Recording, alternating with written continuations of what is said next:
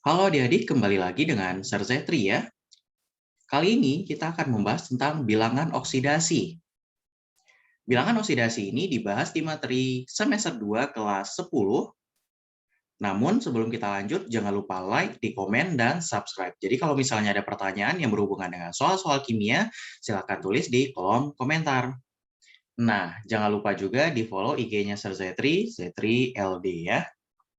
Nah, sekarang kita akan melihat bilangan oksidasi ini apa, karena bilangan oksidasi ini adalah basic konsep atau yang harus kita pahami yang berhubungan dengan topik reaksi redoks selanjutnya. Nah, jadi sekarang kita lihat reaksi bilangan oksidasi ini apa. Nah, kalau kita lihat secara definitif, kalau kita definisikan apa itu bilangan oksidasi, ini dia. Jadi yang namanya bilangan oksidasi itu adalah angka yang menunjukkan jumlah elektron yang terlibat dalam sebuah pembuatan ikatan senyawa di dalam senyawa atau dalam ion ya. Jadi berapa jumlah elektron yang diserahkan atau diterima oleh suatu unsur dalam pembentukan sebuah senyawa atau ion, itulah yang disebut dengan bilangan oksidasi ya. Nah, yang perlu kita ketahui bahwa bilangan oksidasi ini ada aturan-aturan penentuannya. Ada sekitar 8 atau 9 aturan yang bisa kita gunakan ya. Nah, apa saja itu aturan-aturan yang bisa kita gunakan dalam penentuan bilangan oksidasi? Yang pertama, coba kita lihat. Aturan pertama dalam penentuan bilangan oksidasi bahwa bilangan oksidasi B-O, kita sebut sebagai bilangan oksidasi, kita singkat bilangan oksidasi B-O, bilangan oksidasi dari unsur bebas itu sama dengan 0. Apa itu unsur bebas? Unsur bebas itu adalah unsur yang berdiri sendiri atau dia hanya berikatan dengan sesamanya. Unsur yang berdiri sendiri contohnya Na. Na itu dia berdiri sendiri, atau H saja, atau Fe saja, atau Cl saja, atau misalnya N saja. Misalnya ada lagi O saja, atau dia berikatan dengan sesamanya. Contohnya O2, Cl2, F2. Kemudian di sini ada Br2, kemudian ada S8, kemudian ada P4. Nah, ini semuanya mempunyai bilangan oksidasi ini sama dengan 0 ya. Jadi semuanya bilangan oksidasinya 0. Ini juga bilangan oksidasinya 0 semuanya, dan ini juga mempunyai bilangan oksidasi sama dengan 0. Yang ini juga mempunyai bilangan oksidasi sama dengan 0. Kenapa? Karena dia termasuk ke dalam unsur bebas. Jadi yang namanya unsur bebas itu kalau unsurnya berdiri sendiri atau dia berikatan hanya dengan sesamanya saja, ya. Nah, itu aturan yang pertama. Aturan yang pertama yaitu unsur bebas itu bilangan oksidasinya sama dengan 0. Dan kemudian selanjutnya ada lagi aturan selanjutnya yaitu bilangan oksidasi H di dalam senyawa. Bilangan oksidasi H di dalam senyawa itu umumnya adalah +1. Ingat, katanya adalah umumnya. Bilangan oksidasi H di dalam senyawa itu umumnya adalah +1, tetapi ada kecualinya. Nah, tetapi ada kecualinya. Di mana terjadi pengecualian H itu dia bilangan oksidasinya tidak +1. Nah, kecuali H berikatan dengan logam ya. H berikatan dengan logam, maka bilangan oksidasi dari H itu sama dengan -1 ya. Nah, penjelasan lebih lanjut itu akan kita lihat di aturan-aturan selanjutnya. Nah, selanjutnya kita lihat aturan yang ketiga. Ada lagi bilangan oksidasi O di dalam senyawa. Di dalam senyawa itu umumnya adalah -2. Ingat lagi, ini adalah kata-kata umumnya. Dan kemudian yang perlu diingat juga, oksigen ini dia bisa dalam bentuk ionnya adalah ada yang namanya ion oksida. Di mana kalau ion oksida itu simbolnya adalah O-2. Ya. Kemudian ada lagi yang namanya peroksida. Ada lagi yang namanya peroksida. Peroksida itu adalah O2-2. Dan kemudian selanjutnya ada lagi yang namanya superoksida. Nah, superoksida, kalau superoksida simbolnya adalah O2-. Nah, jadi misalnya, jadi secara umum tadi kakak bilang bahwa yang namanya bilangan oksidasi O dalam senyawa itu sama dengan -2. Tetapi kalau bilangan oksida dalam ini, kalau -2 ini dalam bentuk oksida ya. Oksida berapa bilangan oksidasinya adalah -2. Sementara kalau peroksida, bilangan oksidasinya itu sama dengan -1. Kemudian kalau superoksida, bilangan oksidasinya itu sama dengan -1/2. Nah, asalnya dari mana? Nah, ini nanti akan kita jelaskan ketika kita udah belajar hal-hal yang terkait dengan penentuan bilangan oksidasi ion ya. Nah, kemudian selanjutnya apalagi yang bisa kita lihat aturannya, aturan yang keempat. Di mana aturan yang keempat mengatakan bahwa bilangan oksidasi ion monoatom, bilangan oksidasi ion monoatom itu sama dengan muatannya. Nah, apa itu ion monoatom? Ion monoatom itu artinya ion yang hanya terdiri dari satu atom saja. Contohnya apa? Kita ambil contohnya ion monoatom. Atomnya, unsurnya hanya terdiri dari satu jenis ya. Misalnya di sini ada Na+, atau di sini ada Ca+2, atau di sini ada Al+3, atau ada N-3, atau ada Ca+2. Maka sama dengan muatannya. Kalau Na+, berarti muatannya +1. Maka bilangan oksidasinya sama dengan +1 ya. Sementara kalau Ca+2 berarti bilangan oksidasinya sama dengan muatannya +2 ya. Maka kalau Al+3 maka bilangan oksidasinya sama dengan +3. Maka kalau N-3 maka bilangan oksidasinya sama dengan -3. Kalau Ca+2 berarti bilangan oksidasinya sama dengan +2 ya. Jadi bilangan oksidasi ion monoatom itu sama dengan muatannya. Nah, itu aturan yang keempat ya. Nah, sekarang coba kita lihat aturan yang kelima. Apalagi aturan yang kelima untuk penentuan bilangan oksidasi ya. Nah, jadi sekarang ada aturan bahwa jumlah bilangan oksidasi unsur dalam senyawa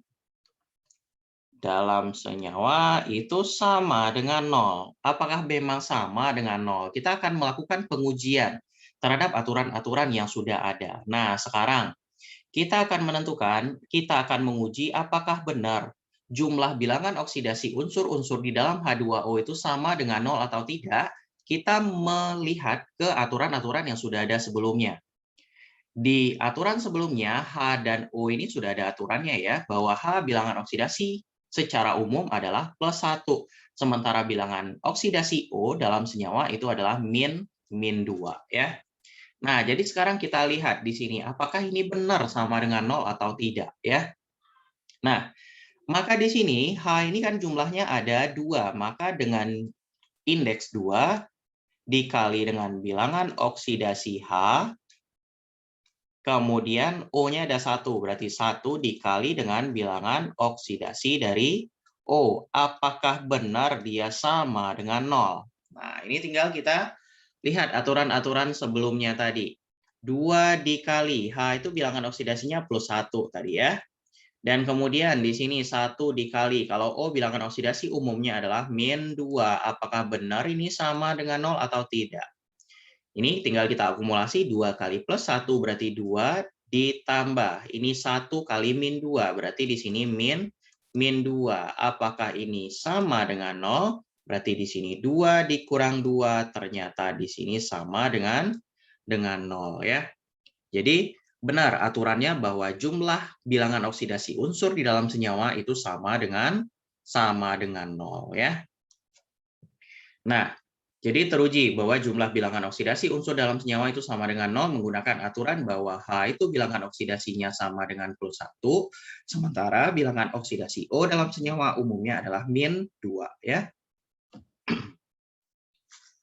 Nah, selanjutnya kita lihat aturan yang keenam. Aturan yang keenam berhubungan dengan ion poliatom ya. Nah, Aturan yang keenam apa? Di sini jumlah bilangan oksidasi unsur dalam ion poliatom. Dalam ion poliatom itu sama dengan muatannya. Nah, jadi di sini sebenarnya aturan nomor 5 dengan aturan nomor 4 ini, nomor 4 sama nomor 5 kalau digabung ini akan muncul aturan nomor 6 ini ya. Kalau nomor 5 ini jumlah bilangan oksidasi unsur di dalam senyawa. Sementara kalau yang nomor 6 ini adalah jumlah bilangan oksidasi unsur dalam ion poliatom.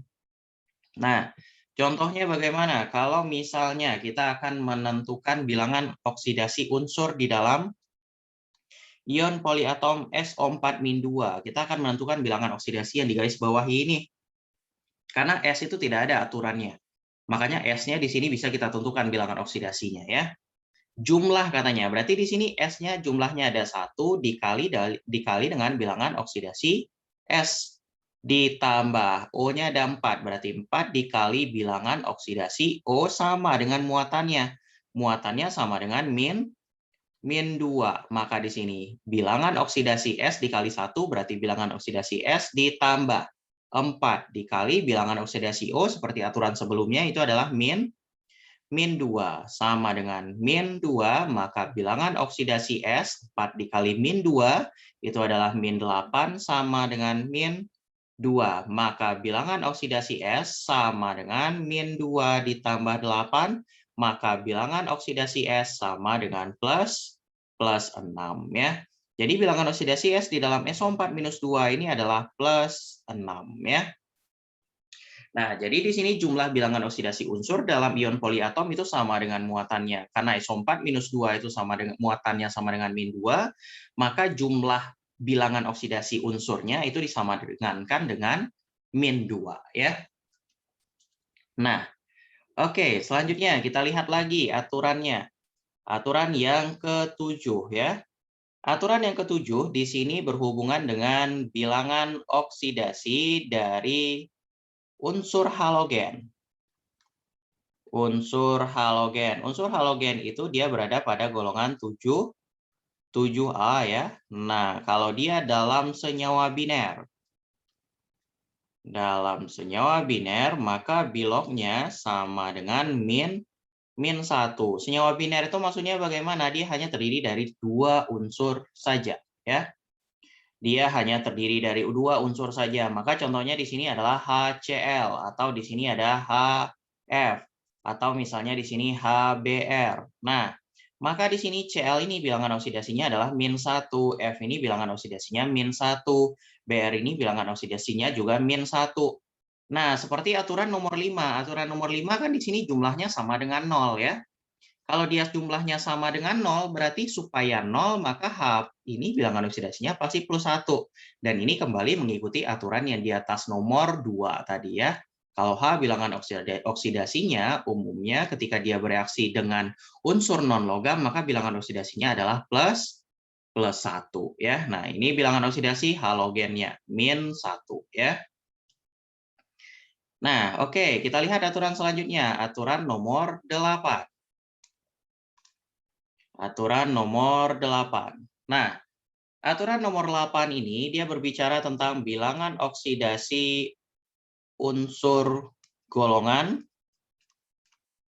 1A atau disebut juga dengan unsur alkali ya.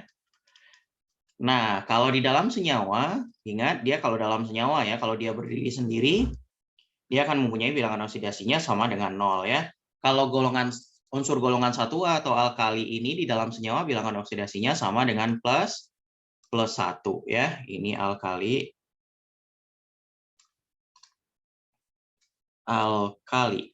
Nah, bilangan oksidasi golongan alkali ini dalam senyawa itu adalah plus 1. Dan kemudian kalau bilangan oksidasi unsur golongan 2A, kalau unsur yang berada pada golongan 2A atau disebut juga dengan kelompok alkali tanah ya. Alkali tanah bilangan oksidasinya sama dengan plus 2 ya.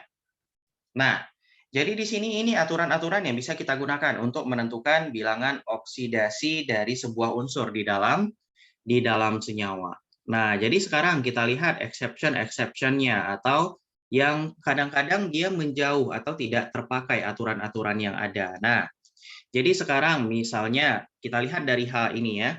Kalau bilangan oksidasi H dalam senyawa itu +1. Nah, ini misalnya kalau ada HCl, maka H ini bilangan oksidasinya akan +1 dan Cl ini -1 ya.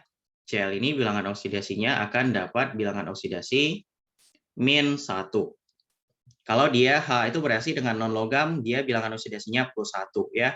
Maka kalau dia bereaksi dengan non-logam atau berikatan dengan non-logam. Tetapi kalau dia berikatan dengan logam, contohnya bagaimana? Ini contohnya. Contohnya, kalau dia bereaksi dengan logam natrium, maka natrium ini akan lebih cenderung untuk melepaskan elektron. Maka Na ini, seperti aturan yang paling terakhir tadi, Na itu kan berada pada golongan 1A ya. Na itu berada pada golongan 1A, maka ini bilangan oksidasinya +1, maka H ini akan mempunyai bilangan oksidasi -1, seperti yang ada di aturan ini ya. Nah, kemudian selanjutnya, pengecualian apa lagi? Nah, di O. O itu umumnya dia kan -2. Tetapi kalau -2 itu berarti senyawanya dalam bentuk oksida. Nah, ada lagi O itu dalam bentuk peroksida atau dalam bentuk superoksida. Kalau di sini kita reaksikan dengan kalium misalnya, kalium K itu K+, maka kalau dia muncul dalam bentuk senyawa K2O, karena K itu plus, kemudian oksidanya dalam bentuk O-2, maka senyawanya adalah K2O. Kemudian kalau K+ bereaksi dengan oksida dalam bentuk peroksida, maka senyawa yang akan terbentuk adalah K2O2 ya. Atau misalnya kalau dia bereaksi, kalium itu bereaksi dengan ion superoksida. Kalau superoksida, maka senyawa yang akan terbentuk adalah K2O. Nah, di sini K-nya tetap K+, tetapi O-nya di sini bilangan oksidasinya -2, kalau di sini bilangan oksidasi O-nya -1, sementara di sini bilangan oksidasi O-nya adalah -1,5. Jadi bisa saja oksigen itu muncul dalam ion dalam bentuk apa? Apakah dalam bentuk oksida, peroksida, ataukah superoksida. Tetapi umumnya adalah -2 ya. Nah, kemudian selanjutnya kita lihat juga apa yang menyalahi yang tidak bisa kita gunakan aturan-aturan yang ada ini. Contohnya, nah, contohnya terjadi pada O juga. Nah, ini contohnya terjadi pada O juga, misalnya senyawanya adalah OF2. Nah, yang perlu adik-adik ingat juga bahwa penentuan bilangan oksidasi ini sebenarnya berhubungan dengan sifat keelektronegatifan unsur. Jadi siapa unsur yang lebih elektronegatif, maka unsur itulah yang akan cenderung untuk menarik elektron. Dan yang perlu kita tahu, kalau di dalam senyawa OF2 ini, maka F di sini lebih elektronegatif. Karena F itu bersifat lebih elektronegatif, maka dia akan cenderung untuk menarik elektron lebih kuat. Nah, maka di sini menarik elektron lebih kuat.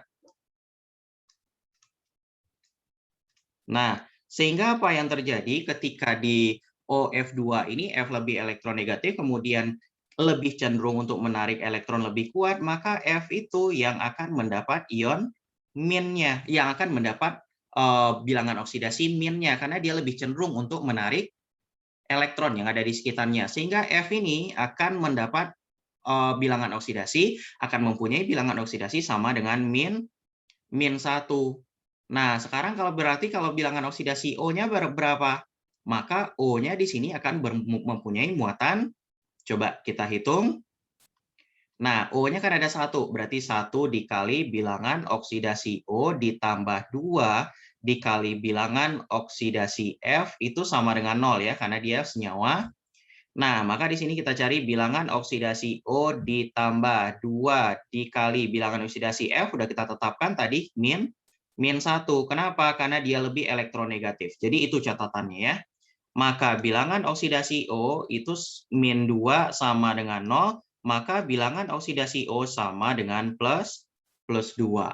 Nah, jadi di sini bilangan oksidasi F di sini adalah min 1, sementara bilangan oksidasi F di sini adalah plus 2. Nah, ini kan juga tidak ada di aturan tadi. Oh, tadi bilangan oksidasinya apakah min 2 cuma, apakah min 1, apakah min setengah. Ternyata ketika dia bereaksi atau berikatan dengan unsur yang lebih elektronegatif, maka unsur yang lebih elektronegatif itu akan memegang bilangan oksidasi negatif, maka O ini akan menjadi akan mempunyai bilangan oksidasi yang positif ya.